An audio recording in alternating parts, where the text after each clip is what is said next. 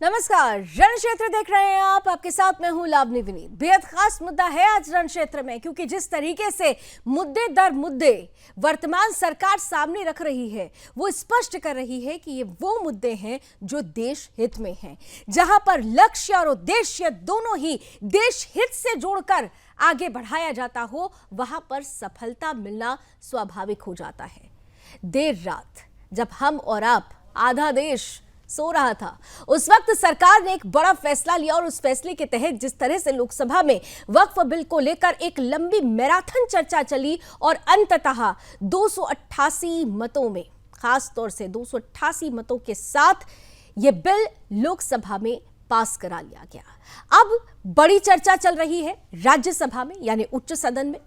गर्मा गर्मी वहां भी देखने को मिल रही है, लेकिन नंबर के लिहाज से कहा जा रहा है कि यहां पर भी कांटे निकले हुए हैं। राह आसान है, वक्फ की मनमानी का गेम ओवर होने वाला है, क्योंकि जैसे ही राज्यसभा से यह बिल पास होगा, राष्ट्रपति के अनुमोदन के बाद कानून का रूप ले लेगा। वो कानून जो सीधे तौर पर देश के मुसलमानों के, गरीब मुसलमानों के हक में कहा जा रहा है। विपक्ष अपनी सियासी रोटियां फिलहाल सेकने से बाज नहीं आ रहा है। तीखे तल्ख तेवर अब भी अपनाए गए हैं। साफ तौर पर कहा जा रहा है कि यह अलोकतांत्रिक तरीके से उठाया गया कदम है, यह बिल असंवैधानिक है, यह बिल आने वाले समय में देश के जो मुसलमान हैं उनके लिए घातक साबित होगा। लेकिन दूसरी तरफ सरकार ये कह रही है कि जरा ठहरिए, रुकिए, पीछे पलट कर देख लीजिए कि जब धारा 370 का खात्मा हुआ, जब सीएए की चर्चा हुई, जब 3 तलाक का खात्मा हुआ, तब ऐसी ही कुछ बातें कही जा रही थी, लेकिन वैसा कुछ भी नहीं हुआ जो विपक्ष कहने की और करने की कोशिश कर रहा है। आंदोलन की चेतावनी दी जा रही है, यहां तक सुगबुगाहट हो रही है कि आंदोलन के नाम पर कहीं दंगों की स्क्रिप्ट तो नहीं लिखी जा रही है। लेकिन सरकार ने स्पष्ट कर दिया है कि कानून बनेगा तो कानून को हर किसी को मानना होगा।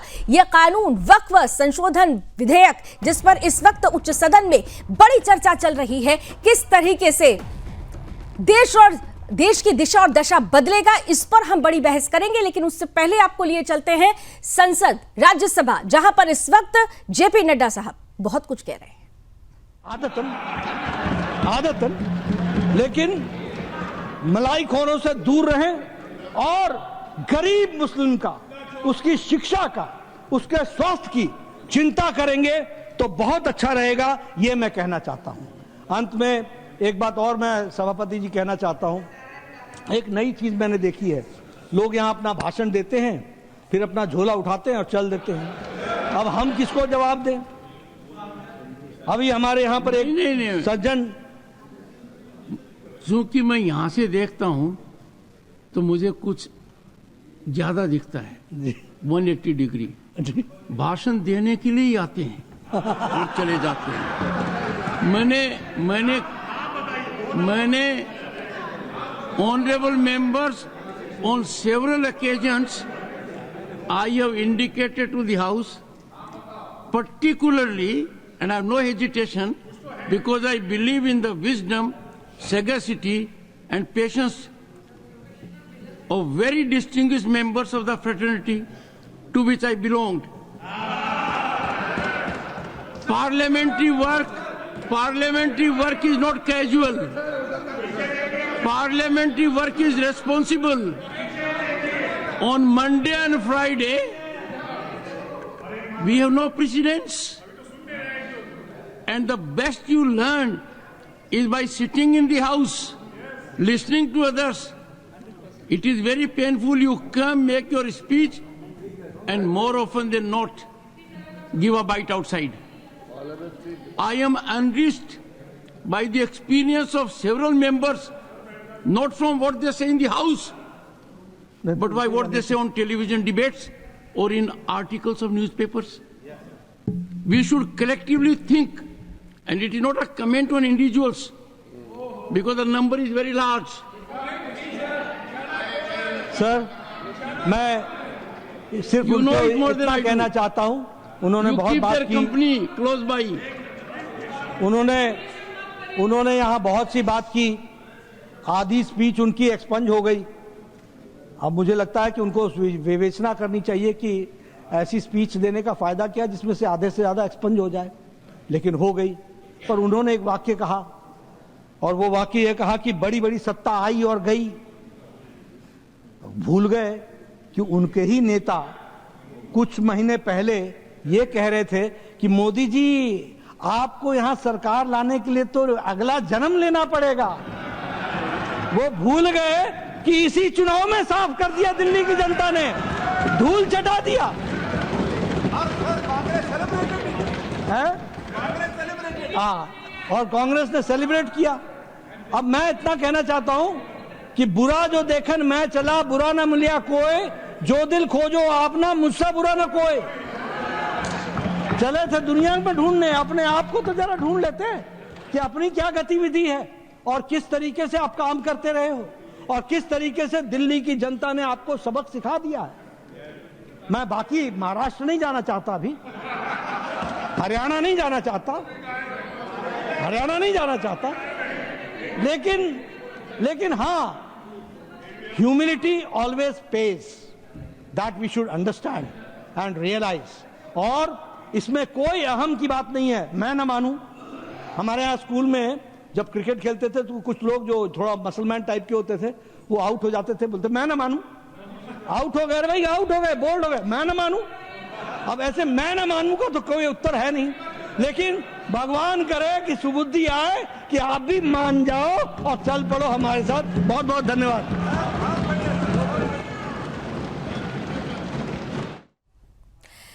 तो चर्चा जारी है और ये कहा जा रहा है कि देश हित में यह कदम उठाया गया है। देश में जब बदलाव आएगा तो जो विपक्ष आज हल्ला बोल रहा है वो बदली हुई परिस्थिति को देखकर ही समझ जाएगा कि उठाया गया कदम कितना जरूरी कदम था। किस तरीके से देश में से लिया जा रहा है, इस पर चर्चा सरगर्म है। हम बातें भी आज बहुत करेंगे, सवाल भी करेंगे, लेकिन इस वक्त हमारे साथ बेहद खास मेहमान जुड़ चुके हैं। स्वागत करते हैं हमारे साथ खास रूप से भारत सरकार हज कमेटी के मेंबर मोहसिन रजा साहब जुड़ चुके हैं, उत्तर प्रदेश के फॉर्मर मिनिस्टर भी रह चुके हैं। बहुत बहुत स्वागत है मोहसिन साहब आपका। और बड़ा सीधा सा प्रश्न करूंगी, जिस तरीके से जो ताकत हमने कल देर रात तक लोकसभा में देखी, कुछ वैसे ही ताकत इस वक्त उच्च सदन में देखने को मिल रही है। ये ताकत बहुत कुछ कहती है, लेकिन विपक्ष का चैलेंज है कि ताकत हमारी भी है, एकजुटता हमारी भी है, हम तो कोर्ट के दरवाजे तक जाने वाले। कांटे हैं क्या अभी? देखिए, हमारी ताकत जनता जनार्दन होती है और अगर हम सही नीति और नियत पर काम करते हैं तो ये जनता जनार्दन हमको सशक्त करती है और हमारे पर विश्वास करती है। तो हमारी ताकत जनता है, हमारी देश की 142 करोड़ जनता, जिनको लेकर आदरणीय मोदी जी लगातार काम कर रहे हैं देश में। चाहे धारा 370 हटाने की बात हो, चाहे ट्रिपल तलाक के खिलाफ कानून लाना हो, चाहे कोई भी और मान लीजिए आज वक्फ को लेकर जिस तरह से विपक्ष हताश और निराश दिख रहा है, क्योंकि ये इसलिए दिख रहा है क्योंकि वक्फ अमेंडमेंट जो आया है ये मुस्लिम कल्याण के लिए आया है। हम तो इसको मुस्लिम कल्याण दिवस के नाम से जानते हैं कि ये हमारे दबे कुचले पिछड़े मुस्लिम भाई बहनों के लिए कल्याण दिवस के नाम से जाना जाएगा, क्योंकि आज तक उनका कोई वेलफेयर नहीं हुआ वक्फ से। और जबकि ये वक्फ की प्रॉपर्टियां इसलिए वक्फ हुई थी और ये इसलिए वक्फ बोर्ड बनाए गए थे, उस समय कानून बना था कि ताकि दबे कुचले पिछड़े मुसलमानों का इससे वेलफेयर हो। लेकिन कभी भी कांग्रेस के लोगों ने एक भी व्यक्ति का वेलफेयर नहीं कराया। 13 का जो अमेंडमेंट एक्ट है इनका, वो जो अमेंडमेंट लाए है वो भी ऐसा लाए कि जिसमें इन्होंने अपने लोगों को लाभ पहुंचाने के लिए खूब उनको अकूत संपत्तियों पर कब्जे कराए। और आज वही लोग जो इनका टूल किट है, all India Muslim personal law board, वो इन्होंने ही बनाया था। शाहबानों को जब सर्वोच्च न्यायालय से फैसला मिला उनके फेवर में, तो उस वक्त राजीव गांधी जी इनके प्रधानमंत्री हुआ करते थे कांग्रेस, दबाव बनाया एक एनजीओ ने, जो अनरजिस्टर्ड एनजीओ है, all India Muslim personal law board, जिसके पास कहां से फंडिंग आती है, कहां से पैसा आता है, ये किसी को नहीं पता। यही चंद लोग, मौलाना लोग आते हैं और निकल कर खड़े होते हैं, पब्लिक को गुमराह करते हैं, खास करके मुस्लिम समाज के गुमराह करने के ठेकेदार हैं। और तमाम वक्फ की संपत्तियां मुस्लिम धर्मगुरुओं के पास में, तमाम मुस्लिम नेता जो संरक्षण पा रहे हैं कांग्रेस या विपक्ष के दलों से, उनके पास में है। इन्होंने गरीब मुसलमानों को लूटने का काम किया है। उनके वेलफेयर के लिए ये संशोधन जो लाया जा रहा है, जो पास हो चुका है कल लोकसभा में और आज पास होगा हमारे राज्यसभा में, तो जाहिर सी बात है आज के बाद फिर ये हमारा जो मुस्लिम समाज है, जिसको ये लोग लूटने का काम करते थे, उसको आच्छादित करने का, उसका हक दिलाने का काम आदरणीय मोदी सरकार करने जा रही है इस बिल के द्वारा। और लेकिन जो लोग परेशान रजा हैं, साहब, उसी मुस्लिम समाज के लिए तो ये कहा जा रहा है, विपक्ष ये कह रहा है कि उसी मुस्लिम समाज को आप ठग रहे हैं, धर्म के नाम पर राजनीति कर रहे हैं, आप धर्म में हस्तक्षेप कर रहे हैं। अब सरकार क्या धर्म में भी हस्तक्षेप करेगी? ये सवाल विपक्ष की तरफ से बार बार पूछा जा रहा है और कहीं ना कहीं से धर्म का नाम लेकर इसे पूरी तरीके से मोल्ड करने की कोशिश की जा रही है, भ्रम फैलाने की कोशिश की जा रही है। कुछ धार्मिक ठेकेदार हमारे मुस्लिम समाज के, जो कांग्रेस, सपा या अन्य क्षेत्रीय दलों के लिए काम करते हैं, तृणमूल कांग्रेस हुई, आम आदमी पार्टी, ये मुस्लिम धर्मगुरु जो है ना, ये उनके लिए काम करते हैं। ये उनकी टूल किट है कि जब उनका जी चाहे काली पट्टी बंधवा के इनको भेज दो मस्जिद में, जब जी चाहे सड़क पे जंतर मंतर पर भेज दो काली पट्टी और बड़ी बड़ी दाढ़ी और कुर्ते पैजामे पहना के, और ये मुस्लिम समाज को गुमराह करने का काम करें। क्योंकि इनके बच्चे तो लंदन अमेरिका में पढ़ रहे हैं, इन्हें तो कोई मतलब है नहीं। इन्हें तो इन गरीब लोगों से, जो बेचारे सुबह जाते हैं फेरी लगाने और शाम को मेहनत करके 4 पैसे कमा कर लाते हैं, उनका पैसा तो लूट के बैठे हैं ये सब। इन्होंने जब अपनी सरकारें थी तो वह कोर्ट को इतने पावर दिए 13 के अमेंडमेंट के एक्ट में कांग्रेस ने, कि जी भर के भू माफियाओं ने प्रॉपर्टी लूटी, कुछ मुस्लिम धर्मगुरुओं ने जो आज भी बैठे हुए हैं, और उन्हीं प्रॉपर्टियों के ऊपर बड़ी बड़ी ईदगाह और बड़े बड़े इमामबाड़े और बड़ी बड़ी दरगाहें और मस्जिदें, उनके नीचे दुकानें हैं, व्यवसायिक अपने खोली हुई दुकानें हैं, और लाखों करोड़ रुपए का खेल चल रहा है उनका, उनसे कोई पूछने वाला नहीं है। तो परेशान तो ये इसलिए हो रहे हैं ना। और सदन में या सड़क पे उनका समर्थन करता कौन दिख रहा है? वही लोग उन लुटेरे लोगों का समर्थन कर रहे हैं जिन्होंने गरीब लोगों को लुटवाने का काम किया, खासकर हमारे मुस्लिम समाज के दबे कुचले लोगों को लुटवाने का काम किया। मैं आपको बताना चाहूंगा कि कुछ ऐसी जगहें हैं जहां पर अब तो मस्जिदों के नीचे भी दुकानें बना दी गई हैं, मस्जिद ऊपर कर दी गई। कहीं पे कब्रिस्तान था तो कब्रिस्तान के ऊपर बड़े बड़े अस्पताल बनवाए गए हैं और प्राइवेट अस्पताल चलाए जा रहे हैं। कोई अलग संस्था बनाए हुए है, कोई मैरिज हॉल खोले हुए है, लेकिन गरीब को कोई फायदा ना मिले। जो गरीब दबा कुचला पिछड़ा मुसलमान है, उसे इसका वेलफेयर नहीं होना है।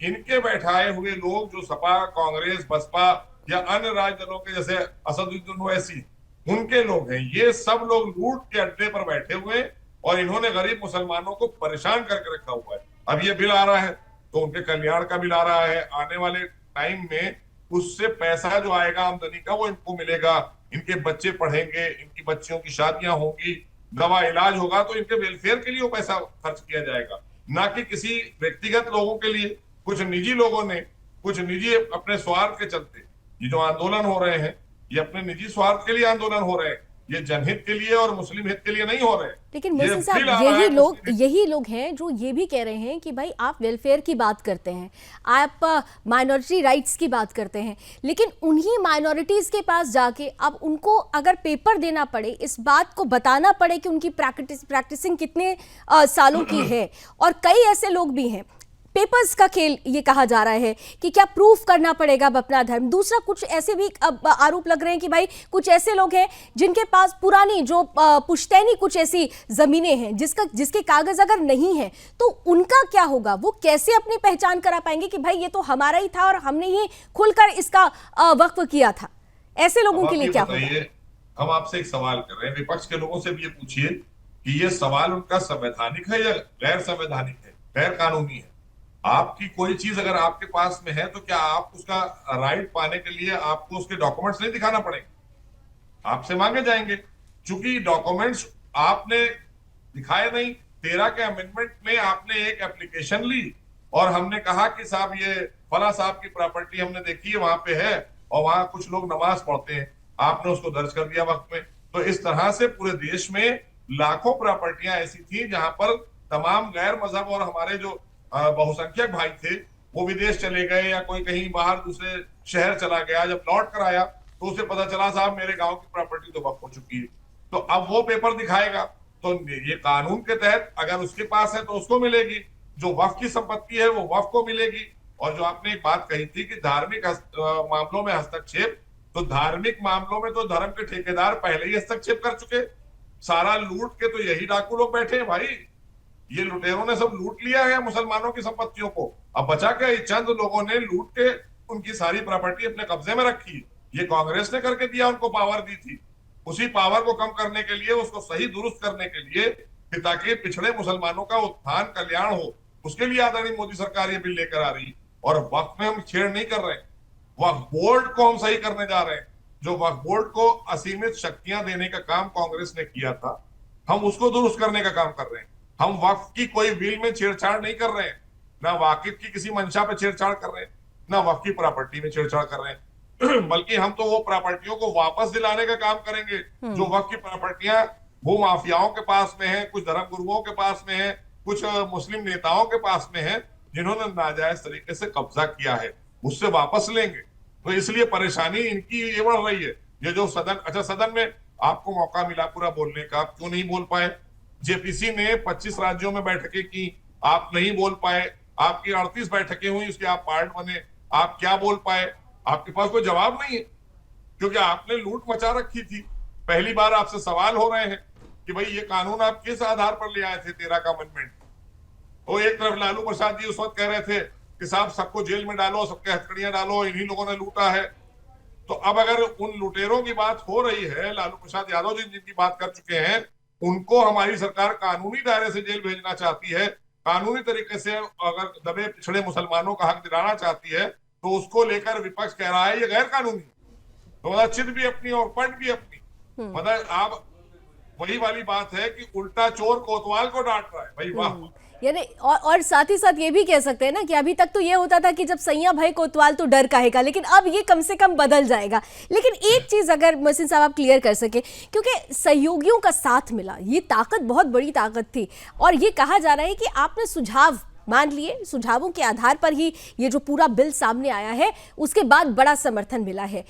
ये बार बार कहा जा रहा है कि ये रेट्रोस्पेक्टिव ही होगा, आप कह रहे हैं प्रोस्पेक्टिव है।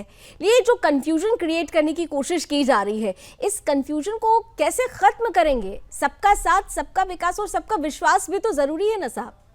देखिए ऐसा है कि जो लोग हमारे सहयोगी दल हैं वो जानते हैं अच्छी तरह से कि ये एक जनहित के लिए लाया जा रहा है, राष्ट्रहित के लिए लाया जा रहा है, दबे कुचले पिछड़े मुसलमानों के लिए लाया जा रहा है, जो हमेशा से हाशिए पर पड़े।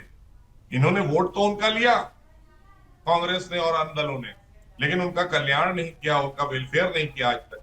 वेलफेयर अगर किया तो इन्होंने चंद मुसलमानों का और चंद मुस्लिम धर्मगुरु जो इनकी जेब में रहते हैं, जो इनके लिए नारे लगाते हैं, जो इनके मंच पर मिलते हैं, जो इनके लिए वोट मांगने जाते हैं, उनको सशक्त करने का काम किसी ने किया था तो कांग्रेस ने किया। और गरीबों को और गरीब करने का काम किसी ने किया था तो मुसलमानों में सबसे ज्यादा गरीब अगर मुसलमान हुआ है तो कांग्रेस और समाजवादी पार्टी की सरकार के दौरान हुआ है। जब प्रदेश में, उत्तर प्रदेश में समाजवादी की सरकार आई और वहां पर केंद्र में कांग्रेस की सरकार ने संशोधन जो 13 का लेकर अमेंडमेंट लेकर आए, उस अमेंडमेंट के तहत वक्फ के बारे में हमारा समाज ज्यादा जानता ही नहीं है। हमारे मुस्लिम समाज के लोग, बहुत ज्यादा बड़ा वर्ग जो है वो अशिक्षित है, उसे पता ही नहीं बेचारे, क्योंकि वो पढ़ाए लिखाए बच्चे को कैसे, क्योंकि उसके यहाँ खाने को रोटी के लाले हैं, वो पहले अपनी रोजी रोटी देखेगा कि वो बच्चों को पढ़ाएगा। उसका बच्चा अगर बड़ा होता है तो वो पहले उसको ले जाता है अपने साथ फेरी पे। उसके लिए इन्होंने स्कूल संस्थान तो बनाए नहीं, और जो एक वक्फ एक उसका जरिया था, उसके 4 पैसे की आमदनी का या 4 पैसे की उसको वहां से सहायता मिलती, उसको इन लोगों ने अपने चहेते लोगों को उसका लाभ पहुंचा दिया। तो सारी प्रॉपर्टियां छीन ली वक्फ की ऐसे। तो जो वेलफेयर होना था वो रोक दिया बिल्कुल, इसलिए कि ताकि ना ये कुछ जाने ना समझे, सुबह उठे अपना काम करें, शाम को घर में सो जाएं, और जब कोई धर्मगुरु को हम भेजें या ताकतवर मुसलमान को भेजें, वो जाके कहे जाओ वोट डाल देना फला पार्टी में, वो डाल दे, क्योंकि भैया ने कहा है डाल देंगे। उन्हें इससे मतलब थोड़ी ना है कि हमारा विकास करेंगे, कि हमारी बच्ची की शादी कराएंगे, कि हमारे बच्चों को अच्छे स्कूल में भेजेंगे। तो ये काम करने के लिए इन लोगों ने अपने ये टूल किट तैयार की, वो उस टूल किट के जरिए काम कर रहे थे। उसको खत्म करने का काम अगर कोई कर रहा है वो आदरणीय मोदी सरकार है। बिहार में क्या होगा मोहसिन साहब, क्योंकि अब बिहार चुनाव से भी इस कदम को जोड़ दिया जा रहा है, बड़ा इम्पैक्ट होगा। वहां नीतीश कुमार जी ने लगातार काम किया है, सब समाज के लिए काम किया है, और नीतीश कुमार जी बहुत अच्छे नेता हैं। उन्होंने इस बात को समझा, जैसे आप चंद्रबाबू नायडू जी की बात ये लोग ला रहे थे बार बार, अरे भाई चंद्रबाबू नायडू जी ने भी वहां पर सबके साथ किया है, मुसलमानों के साथ भी किया। तो ये तो खुद कह रहे हैं, वो भी कह रहे हैं, नीतीश कुमार जी भी कह रहे हैं कि हम इनका हित सुरक्षित करेंगे, हम वक्त की संपत्तियों को लोगों को लूटने नहीं देंगे। लेकिन ये गुमराह कर रहे हैं ना, गुमराह कर इसलिए रहे हैं कि इनको पता है कि वो लोग वेलफेयर करने वाले लोग हैं, लोगों का कल्याण करने वाले लोग हैं, इसीलिए भारतीय जनता पार्टी के साथ में है, देश हित में काम करते हैं वो और जनहित में काम करते हैं। तो इसलिए ये खाली इसको इस तरह से घुमाना और गुमराह करना ये विपक्ष कर रहा था, लेकिन कर नहीं पाया। आपने कल देखा बिल पास हुआ, एक भी विपक्ष का नेता अगर ढंग से बोल पाया हो सदन के अंदर तो बताइएगा। आप बोल नहीं पाया अपनी बात। आपको बोलना है वक्फ पे, आप बोल रहे हैं हमारे राष्ट्रीय अध्यक्ष, तो आपके पास सब्जेक्ट नहीं है। कांग्रेस को बोलना है, भागे जा रहे हैं उनके नेता छोड़ के सदन। जिनकी तरफ आप इशारा कर रहे हैं उन्होंने तो वाटरलू तक करार दे दिया इसे। जिनकी तरफ आपने इशारा किया उन्होंने वाटरलू कह दिया था इस बिल को। अखिलेश यादव जी की बात कर रही हूं मैं। मैंने कहा ना कि ये अब वो कह रहे हैं वहां पे, हमको कह रहे हैं कि बंटवारे वाले लोग हैं और कह रहे हैं पीडीए बंटवारा करेगा। आप उनका सुन लीजिए, अब पीडीए बंटवारे के लिए लाए हैं तो ये बंटवारे वाले लोग हैं। हम लोग एक राष्ट्र श्रेष्ठ राष्ट्र वाले लोग हैं, हम लोग सबका साथ सबका विकास वाले लोग हैं, ये बंटवारे वाले लोग हैं। इसीलिए इनके साथ एक प्लेटफॉर्म पे कोई नहीं है। इस मामले को लेकर किसी के पास कोई जवाब नहीं है, क्योंकि ये दबे कुचले पिछड़े मुस्लिम भाई बहनों के कल्याण के लिए, उनके लिए एक ऐसा बिल लाया जा रहा है कि जनरेशन वाइज उनको फायदा होगा इसका, जो आज तक कभी नहीं हुआ था हमारे मुस्लिम समाज के पिछड़े लोगों का। एक बात और चलते चलते दो बहुत महत्वपूर्ण प्रश्न आपसे करने वाली हूँ। आपने जैसे कहा कि आने वाले समय में इसका एक प्रभाव देखने को मिलेगा। गृह मंत्री साहब भी ये कह रहे थे कि आप 4 सालों में ही समझ में आ जाएगा। लेकिन क्या होता है कि वर्तमान में अगर हेडेक हो रहा है तो लोग सोचते हैं कि सरदर्द की दवा तुरंत दे दी जाए। तो जिस तरीके से विपक्ष एक कहानी गढ़ने की कोशिश कर रहा है, वर्तमान परिप्रेक्ष्य में क्या आपको लगता है कि इसका कोई नफा नुकसान सरकार को या बीजेपी को हो सकता है? आने वाले समय में इसका फायदा है, हर कोई देख रहा है। कि मेरे लिए पहली चीज तो मेरे लिए वो वोट बैंक नहीं है, वो हमारे लोग हैं, हमारे देशवासी हैं। जैसे हम सबका कल्याण करते हैं, सबका साथ सबका विकास के आधार पर उनका भी कल्याण हम कर रहे हैं। अगर प्रधानमंत्री आवास योजना दी गई तो उनको दी गई, अगर किसी को अनाज और किसी को कोई भी इलाज मिल रहा है तो हमारे मुस्लिम समाज के भाई बहनों को भी मिल रहा है। तो इसलिए ये वोट बैंक जिनका है, उन्होंने तो सिर्फ उनको वोट बैंक रखा है। उनको मेन स्ट्रीम में लाने का काम अगर कोई कर रहा है, आदरणीय मोदी जी कर रहे हैं। एक हाथ में कुरान, एक हाथ में कंप्यूटर, ये किसने कहा? ये आदरणीय मोदी जी ने कहा। हम उसको धरातल पर उतारने का काम कर रहे हैं। इन्होंने तो कुछ दिया ही नहीं। ये तो जाते हैं गमछा पहन के और टोपी लगा के, खजूर खा के और गुठली उनके मुंह पे फेंक के चले आते हैं। तो ये वो लोग हैं। हम तो उनसे वोट नहीं मांग रहे हैं, हम उनका कल्याण करना चाहते हैं। जिसको वो वोट दे रहे हैं, हमें इससे कोई बहस नहीं है, ये फैसला उनका है। हम जनता जनार्दन का सम्मान करते हैं। 142 करोड़ लोग हमारे हैं, वो भी हमारे भाई बहन हैं। हमें उनका भी कल्याण करना है। उनके साथ अन्याय हो रहा है, उनको न्याय दिलाना, ये हमारा सरकार का दायित्व है। और जिन लोगों ने उनके साथ अन्याय किया है, उनको कानून के तहत हमें कटघरे में खड़ा करना है और एक्सपोज करना है और उनका कल्याण करना है। ये आदरणीय मोदी जी ने लगातार किया है पूरे देश के लोगों के लिए, और उसमें हमारे अल्पसंख्यक समाज के लोग किया। चलते चलते सर ये भी बता दीजिए, उत्तर प्रदेश, और मैं भी क्योंकि उत्तर प्रदेश के प्रयागराज से आती हूँ, आपका वास्ता भी उत्तर प्रदेश से, और जब हम उत्तर प्रदेश की बात करते हैं तो बहुत सारी ऐसी संपत्तियां हैं जिस पर वक्फ का कब्जा रहा है। लोगों ने तो यूनिवर्सिटी तक बनवा दी थी। आप भी जानते हैं कि मैं किधर इशारा कर रही हूँ। लेकिन अब जो परिस्थिति बनेगी, क्या आपको लगता है कि उत्तर प्रदेश में भी ये जो 80-20 की बातें चलती थी, अब वो भी डाइल्यूट हो जाएगी? क्योंकि 20 भी ये समझ जाएगा कि सच क्या था और झूठ क्या था। नहीं, हम आपको और साफ कर दें पिक्चर 80-20 की। 20% अभी भी देश में लुटेरे हैं, 80% देश के लिए काम करने वाले लोग। तो जो 20% हैं उसमें ये विपक्ष के लोग ही आते हैं सारे, और ये तुष्टीकरण की राजनीति पे ही अपना सारा कुछ दारोमदार रखते हैं, क्योंकि इनको देश की जनता ने डिस्कार्ड कर दिया है, इसलिए हाशिए पर चले गए हैं। लेकिन आपने जो वक्फ की संपत्तियों की बात की, उत्तर प्रदेश में आज आदरणीय योगी सरकार में इकबाल का कानून का इकबाल है।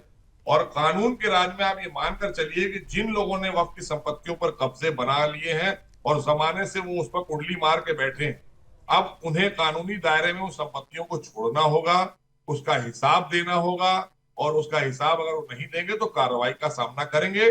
और वो संपत्तियां उनसे वापस लेकर, जो लोग कह रहे हैं ना कि हमसे दरगाह ले ली जाएगी, मस्जिद ले ली जाएगी, इमामबाड़े और कब्रिस्तान ले लिया जाएगा, इस पर बैठे यही धर्मगुरु हैं, यही नेता बैठे हैं जो आपके सामने काली पट्टी बांध के आ रहे हैं और मस्जिदों में काली पट्टी बांध के नमाजें पढ़ रहे हैं।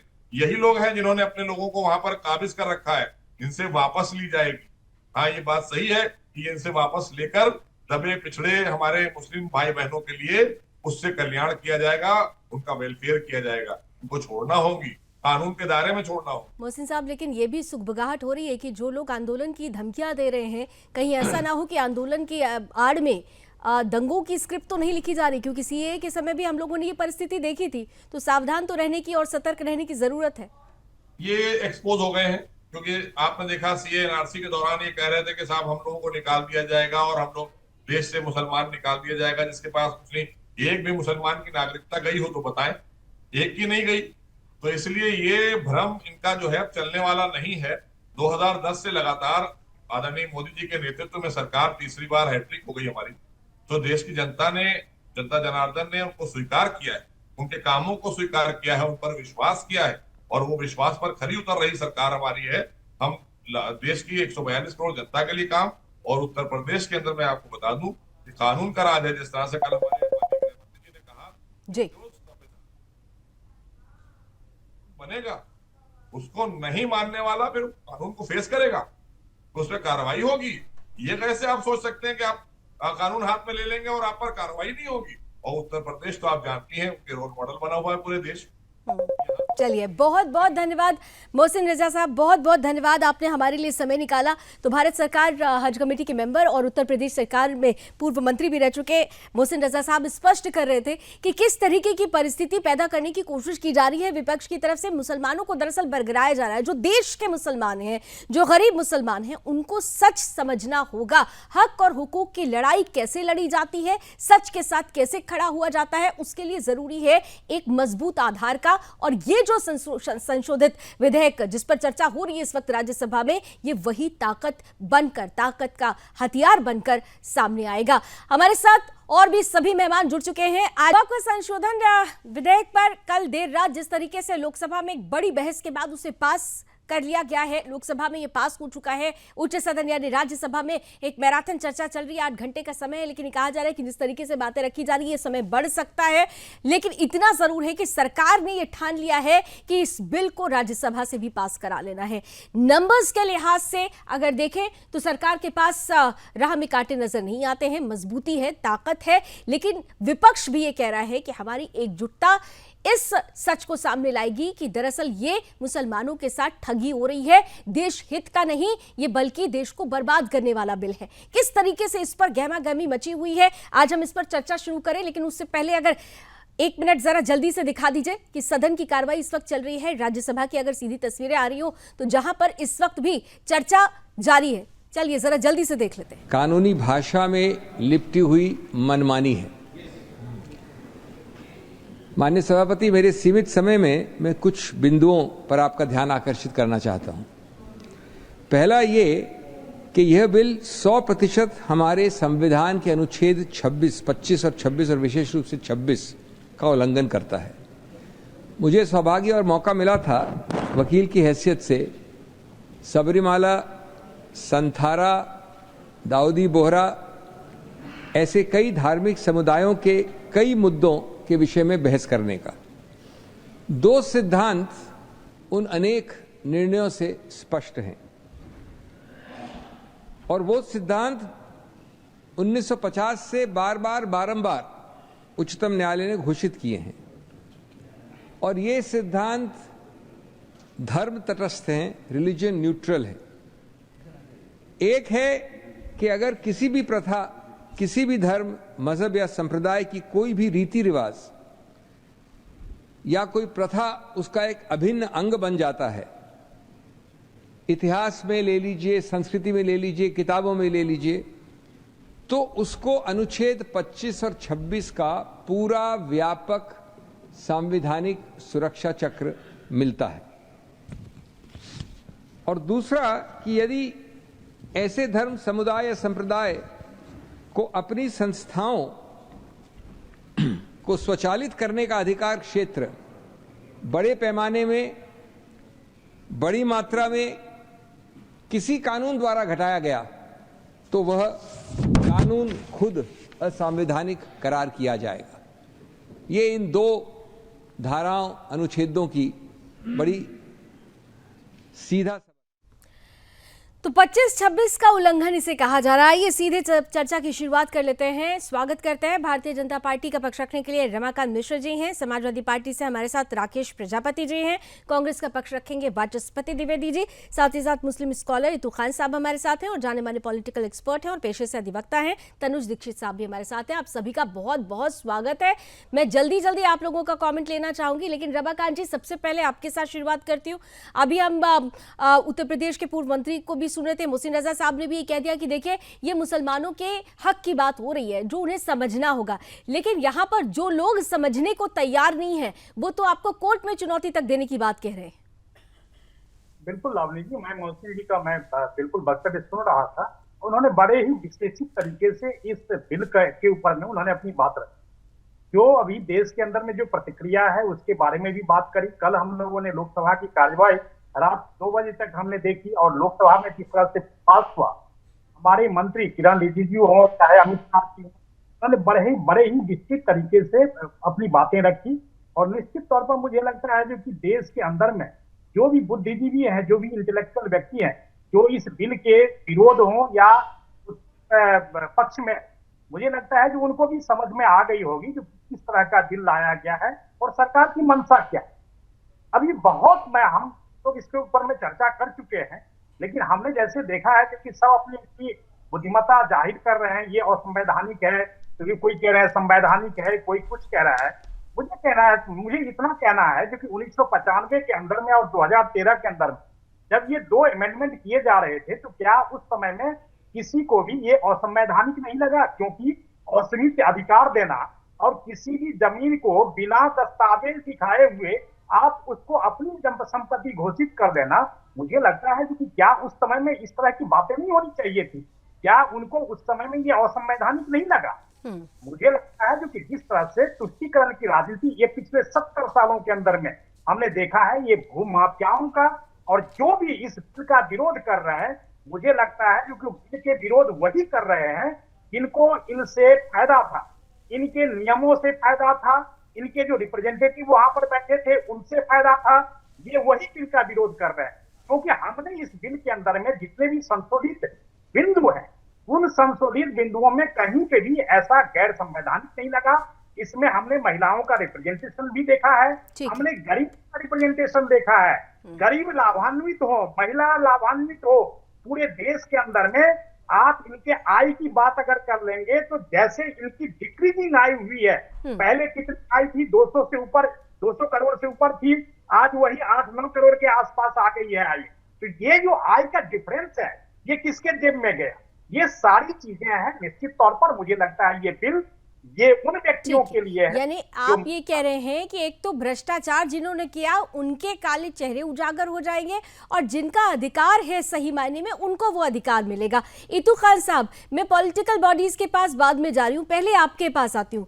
आपको क्या लगता है जो बातें ये इस बिल को लेकर कही जा रही कि भाई ये मुसलमानों के हक में है, इस बात को आप लोगों को समझना होगा। इतू खान साहब,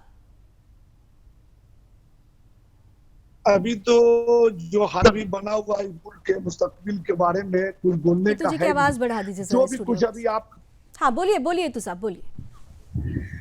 बोल रहे कि अभी जो हालात आप लोग बना दिए हैं मुस्लिम के ऊपर में, जो जुल्म हो रहा है वो हम लोग समझ रहे हैं। आप जो कहते थे कि मुगल सल्तनत में इस तरह से जुल्म हुआ, इस तरह से बढ़ाया गया,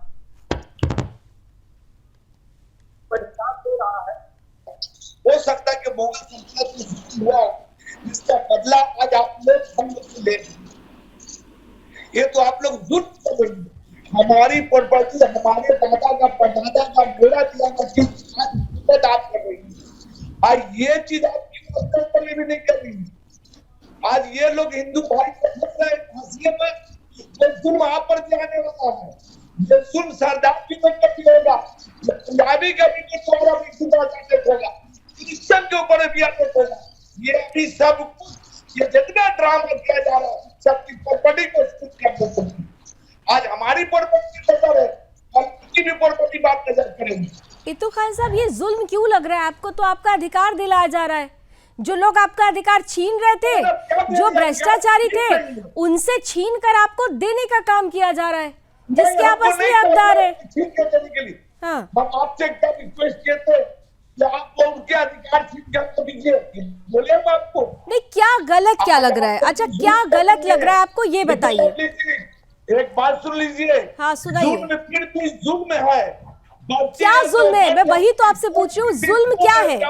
इसमें जुल्म क्या लग रहा है आपको? ज्यादा दिन नहीं चलने वाली आपकी। इतू खान साहब मेरा छोड़ दीजिए, आप मुझे क्यों कर रहे हैं? भारतीय जनता पार्टी बैठी हुई है, रमाकांत जी को बोलिएगा। मुझे बस इतना बताइए कि जुल्म क्या लग रहा है आप लोगों को? क्या जुल्म हो गया? कौन सा कहर बरपा दिया गया आपके ऊपर? क्या है? आप किसी कम्युनिटी की चीज को आप छीनिएगा। हमारी मस्जिद का हम मुतवल्ली है। कहाँ छीन रहे हैं? कहाँ लिखा हुआ है? कहाँ लिखा हुआ है कि वो छीनने जा रहे हैं? कहाँ लिखा हुआ है? इस बिल में तो कहीं नहीं लिखा हुआ है। इस बिल में तो कहीं नहीं लिखा हुआ है। बल्कि जो लोग छीना करते थे उनके ऊपर प्रहार होगा। वो तो इस बिल में तो आपको आपकी जो आपका जो हक और हुकूक है उसकी बात हो रही है। कहाँ छीनने की बात हो रही है कि ये मस्जिद छीन लेंगे, ये दरगाह छीन लेंगे? कहाँ लिखा है? लाभली जी, हम क्या बोले हैं आपसे कि हमारे ऊपर जो जुल्म हो रहा है, हमारी जगह को कब्जा किया, आप दिला दीजिए। हम तो ये बात कभी आपसे नहीं किए थे। आपको ये कौन बोला करने के लिए? हमारी चीज को जो कब्जा करके लोग बैठे हुए हैं, उसके ऊपर आज ये चीज ना लोग हंसे।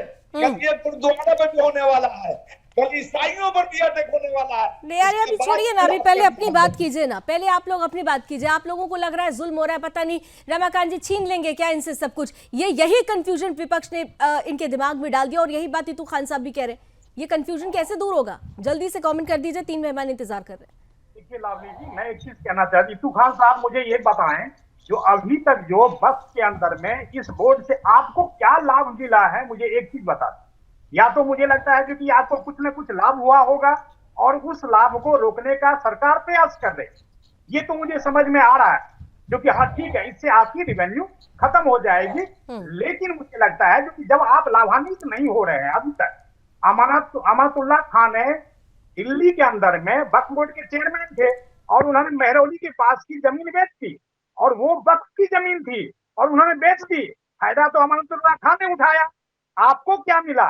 मैं इतना कहना चाहता हूं, इस बोर्ड से, इस संपत्ति से अगर आप कहीं पे भी लाभान्वित हो रहे थे और उस लाभ को अगर सरकार ने रोक दिया तो मुझे लगता है कि हाँ, आप सरकार आपको कहीं ना कहीं वो परेशान कर रही है। मैं इस चीज को समझ सकता हूं। ठीक है, मतलब वो परेशान हो सकते हैं जिन्होंने लाभ लिया हो, जिन्होंने भ्रष्टाचार किया हो, लेकिन जिनको मिलने वाला है कम से कम उन्हें तो परेशान होने की जरूरत है। वाचस्पति द्विवेदी जी जल्दी से बताइए, सरकार तो कह रही है कि ये तो एडमिनिस्ट्रेटिव रिफॉर्म है, ये तो बड़ा अच्छा कदम है, इस पर तो कांग्रेस ने भी बात कही थी लेकिन किया नहीं, सरकार ने वो कर दिया। वाचस्पति द्विवेदी जी, मैं आपको बहुत लावनी, आप सबको पहले नमस्कार। इसे बहुत साफ शब्दों में आपसे कह रहा हूं कि ये एक रिलीजियस काम के ऊपर, रिलीजियस जो प्रैक्टिसेस है उसके ऊपर सरकार का कुठाराघात है, सीधा कुठाराघात है। मैं इसको इस तरीके से कहना चाहूंगा कि 10 मेंबर जो आप बनाएंगे, 2 मुस्लिम महिलाओं की आप बात कर रहे हैं, 2 जुडिशियल जजेस की बात कर रहे हैं, वो आपके एक पक्षीय लोग होंगे, क्योंकि सरकार को तय कौन करेगा उन 2 मुस्लिम महिलाओं को? सरकार। जजेस को कौन तय करेगा? सरकार। केवल आपको 2 लोगों को ले लेना होगा और उनको ही संपत्ति, जो वक्फ की संपत्ति है, उसको किसी अडानी, किसी अंबानी, किसी और अन्य अरबपति खरबपति व्यक्ति को दे देना होगा। उठाएंगे, कह देंगे वक्त की संपत्ति है। अब कोई अल्लाह का बंदा अगर अपनी आवाज पर ये खुदा को अपनी चीज देना चाहे, अपनी संपत्ति देना चाहे, तो उसको कलेक्टर की स्वीकृति की आवश्यकता हो जाएगी। साफ कर दिया है ना। नहीं वाचस्पति जी, ये तो गृह मंत्री साफ कर चुके हैं। वो कह रहे हैं वक्फ में कोई हस्तक्षेप है ही नहीं। बोर्ड या परिषद में ऐसे लोग आते हैं जो निगरानी रखें, तो ये तो जरूरी था ना। सच्चर कमेटी में भी तो ये कहा गया था ना उस रिपोर्ट में कि मजबूत करने की जरूरत है, और वो मजबूती, वो निगरानी करने के लिए ये रिफॉर्म लाया जा रहा है। वक्फ में कहाँ कोई हस्तक्षेप कर रहा है? बहुत देर कर दी, आते आते 10 साल हो गया। इसके पहले और आप बीजेपी की गवर्नमेंट रही, उसमें वाजपेयी जी की सरकार की गवर्नमेंट रही, उस समय आप लोग कहां थे? सच्चर कमेटी तो उस समय आ चुकी थी। रमाकांत जी जल्दी सांसद दे दीजिए, चेंजेस करने की कोशिश क्यों नहीं की? सिंपल सा ये है कि जब आपको 288 मत मिल गए तो लगता है कि इन्होंने कल लोकसभा की जो कार्रवाई है उन्होंने नहीं की। अपने तरह से जो सच्चर कमेटी की रिपोर्ट, ठीक है वाचस्पति जी, थोड़ा समय की सीमाएं हैं आज, उनसे काउंटर आंसर ले लीजिए, बाकी अभी प्रजापति जी और तनुज जी भी बात करेंगे जल्दी उनके पास। कमेटी की रिपोर्ट ही एक तरह से हुआ है। अगर आज मुझे लगता है क्योंकि कांग्रेस अगर सच्चर कमेटी की रिपोर्ट का इम्प्लीमेंट कर दिया रहता तो मुझे लगता है कि इस तरह की कहीं कोई दिक्कतें नहीं होती, लेकिन आज यहाँ पर वही चीज अगर हम कर रहे हैं तो इनको बड़ी तकलीफ हो रही है। ठीक है राकेश प्रजापति जी, समाजवादी पार्टी का स्टैंड तो क्लियर है, आप लोग विरोध कर रहे हैं, लेकिन सरकार कह रही है कि देखिए अभी 4 साल के बाद जो परिवर्तन होगा, आपका विरोध कितना सच्चा था कितना झूठा था जनता खुद ही ये समझ जाएगी। राकेश प्रजापति जी, राकेश जी अनम्यूट कर लीजिए। राकेश जी अभी आवाज नहीं आ रही आपकी, अनम्यूट कर लीजिए।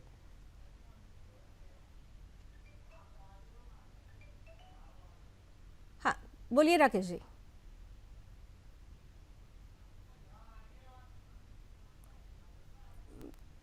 माफी चाहती हूँ राकेश प्रजापति जी, नहीं आ रही है राकेश जी, आपकी आवाज नहीं आ रही है। तनुज दीक्षित जी कैसे देख रहे हैं आप इसको, आगे क्या होगा? राज्यसभा में तो चर्चा चल रही है। निश्चित रूप से एनडीए के पास में लगभग 125 के आसपास। द्विवेदी जी रुकिए, आप क्या अभी आपको अनम्यूट कर रखा है? द्विवेदी जी रुक जाइए, तनुज जी को बोलने नहीं दीजिए। हाँ बोलिए तनुज जी। अभी राज्यसभा में लगभग 125 एनडीए के सांसद हैं। हाँ। और केवल 98 तो सिर्फ भारतीय जनता पार्टी के सांसद वहां मौजूद हैं। अगर हम बात करें तो जो इंडी अलायंस गठबंधन है उसके लगभग 88 सांसद राज्यसभा में हैं। ऐसे में बहुमत के लिए जो 119 का जादुई आंकड़ा है वो मुझे लगता है कि पूर्ण रूप से वहां तक पहुंचेंगे। और जिस तरीके से देखिए वक्त में जो अमेंडमेंट एक्ट है, जो आज इस पे इतनी चर्चाएं विपक्ष कर रहा है, आज से 6 महीने पहले अगस्त में जब ये बिल पहली बार लाया गया था लोकसभा में, तब भी ऐसा ही हुआ। फिर उस पर ज्वाइंट पार्लियामेंट कमेटी बनी और देश भर से सुझाव उसमें माने गए। लगभग 14 बड़े बदलाव इस पुराने जो 2024 में जो अमेंडमेंट एक्ट नहीं तनुज जी, ये तो अब सब सा हर कोई जान रहा है। जो मैं आपसे जानना चाह रही थी, क्या आने वाले समय में चुनावी राज्यों में इसका प्रभाव पड़ेगा क्या? जल्दी से बता दीजिए। राकेश जी के पास जाना है। मुझे लगता है ये चुनावी मुद्दा नहीं है लावनी जी, ये देश के हित में, मुसलमानों के हित में लिए जाने वाला एक ठीक। राकेश जी, देश के मुसलमानों के हित में लिया गया फैसला, फिर इतना विरोध क्यों? राकेश जी आवाज आ रही है? हाँ आ रही है। मेरी आवाज आ रही है? हाँ आ रही है, जल्दी से बोलिए। कैसे ये कितने और कैसे मुस्लिम हितैषी हैं, ये इसका प्रमाण ये है कि पूरे भारत में 543 लोकसभा सीट है। जिस लोकसभा में बैठ करके इन्होंने सदन में इस बिल को पास किया है, इनका एक मेंबर उस कम्युनिटी से नहीं आता है। पूरे भारत में लगभग 27 प्रदेशों में 2 से 2.5 हजार के बीच विधानसभा हैं। ये एक भी उस कम्युनिटी के लोगों को विधानसभा का टिकट देने का काम नहीं करते हैं। राज्यसभा में जो उच्च सदन है हमारा, उस सदन में एक भी मुस्लिम भाई को भेजने का प्रयास नहीं करते हैं, जिसको फायदा पहुंचाना चाहते हैं। ठीक है रमाकांत जी, 10 सेकंड्स ओनली, काउंटर आंसर। मैं कह रहा हूं कल लोकसभा के अंदर में अखिलेश यादव जी ऐसे बेतुके बात कर रहे थे जैसे कि राकेश प्रजापति बात कर रहे हैं। बात हो रही है बिल के ऊपर में, आप चर्चा कर रहे हैं अध्यक्ष के रूप में। क्या हो रहा है ये? अरे भाई, आपको अगर नहीं विषय पता है, ना तथ्य पता है, नहीं बोलिए। चलिए ठीक है, चलिए ये इतना तो जरूर है कि देश की जनता बहुत कुछ देख रही है। आज समय मुझे बस इतनी ही अनुमति दे रहा है, लेकिन ये चर्चा भी यहाँ खत्म होने वाली नहीं है, अभी तो ये लंबी बहस चलेगी। आप लोगों से फिर मुलाकात जरूर होगी रण क्षेत्र में। आज समय की सीमाएं हैं, बहुत बहुत धन्यवाद आप सभी हमारे साथ जुड़े।